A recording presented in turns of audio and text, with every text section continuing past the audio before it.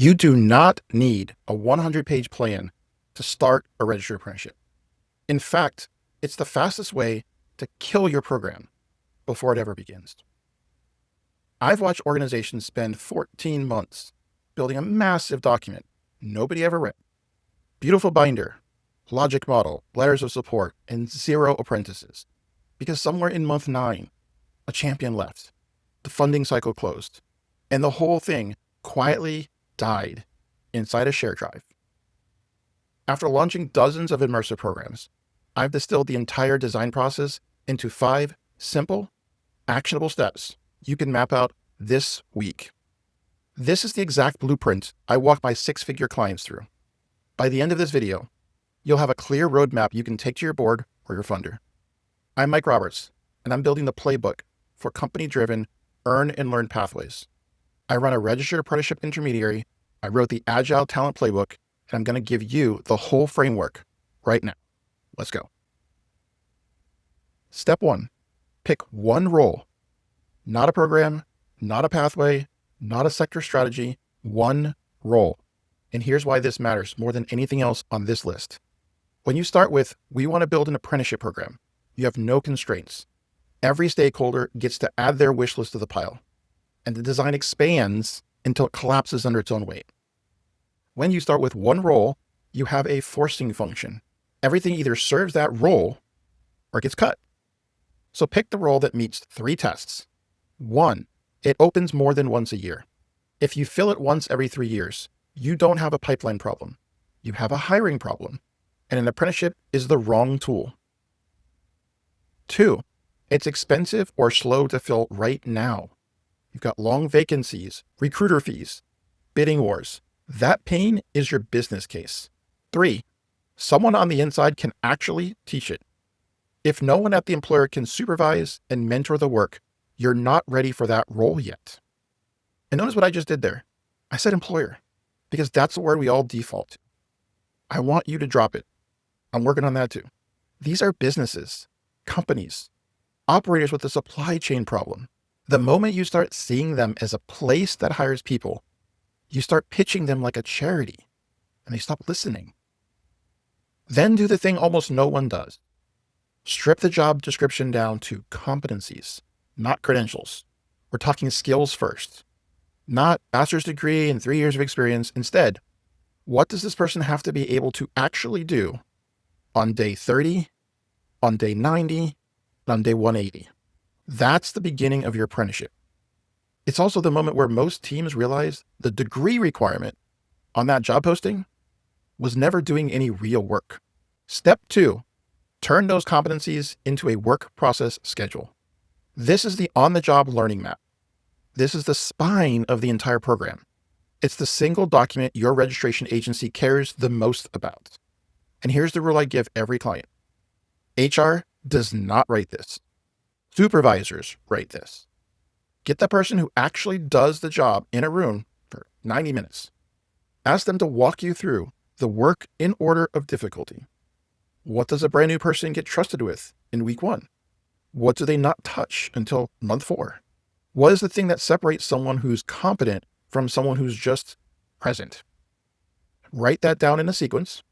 Group it into 4 to 8 competency areas. That's your work process schedule.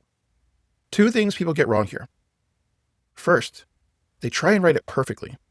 Don't. Your first version will be wrong, and you will revise it after your first cohort. That's normal, and it's fine. Second, they write aspirations instead of tasks. Things like demonstrates leadership. That's not a competency. Runs the Monday production stand-up without supervision is a competency. If you can't observe it and sign off on it, it doesn't belong on the schedule.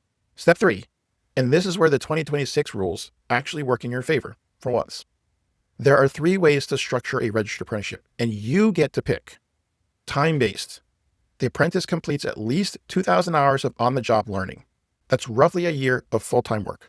Clean, simple, and what most people picture when they hear the word apprenticeship. Competency-based. The apprentice advances by demonstrating skills, not by clocking hours. And here's the part worth writing down. The DOL rescinded the old 12-month minimum interpretation for competency-based programs.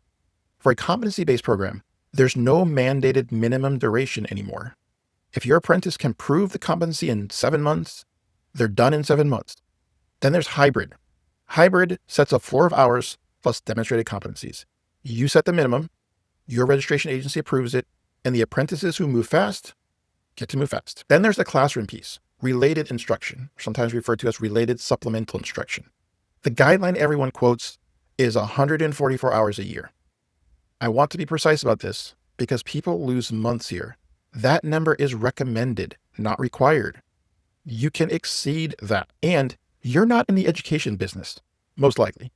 You do not need to build a school. Your related instruction can come from a community college partner, an existing training provider, industry curriculum, or structured internal training you already run. The key here is buy it before you build it. And I mean that metaphorically. If someone else can provide it for you at no cost, you have bought it at zero cost. Step 4, 2 decisions that make or break retention. First, the progressive wage schedule. Apprenticeship is earn and learn, which means that the apprentice earns a real wage from day one and gets increases as competencies are signed off. Not on an annual review cycle, on the competency milestones you just wrote in step 2. Set your starting wage, set your journey level target, that's where they should be when they get hired on as a full-time employee at the end of the program, and put 2 to 4 increases in between. Tie each one to a competency area. Now, the apprentice can see exactly what to do next in order to earn more money, which is the most motivating document you will ever hand an employee. Second, name the mentor, a specific human being with a name. Not the team will support them. Teams don't mentor. AI doesn't mentor. Humans do.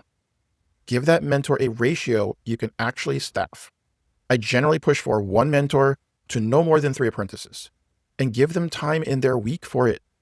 If you skip this step, your program doesn't fail loudly. It fails quietly at month 5, when your apprentice realizes no one is responsible for their development. Step 5, register the program, and then start absurdly small. The paperwork objection is the one I hear most, and it's the most out of date. Industry intermediaries, like what I do, exist specifically to carry out the registration, the standards, the reporting for you. That is the job. You don't have to become a compliant shop to run an apprenticeship.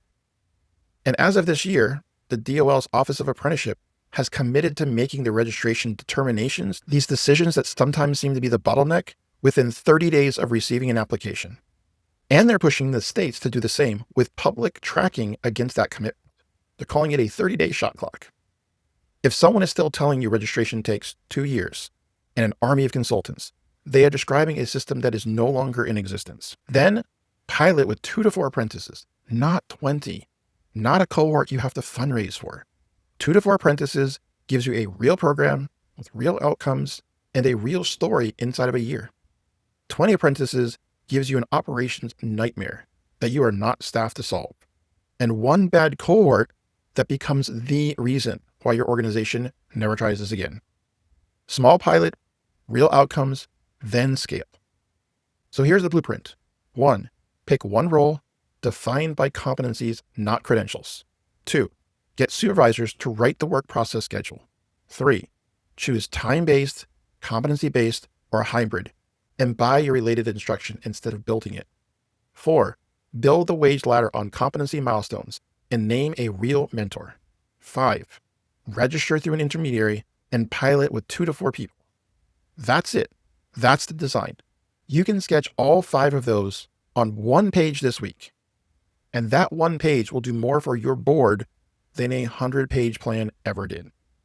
If you want my help applying this framework to your specific program, your role, your partner companies, your funding environment, book a 90-minute strategy session with me. We'll build your pilot program plan together on the call. The link is below. And if you haven't grabbed the Agile Talent Playbook yet, that link is down there too. In the next video, we're talking about money, specifically the biggest lie in workforce development about how apprenticeships get funded. I'll see you there.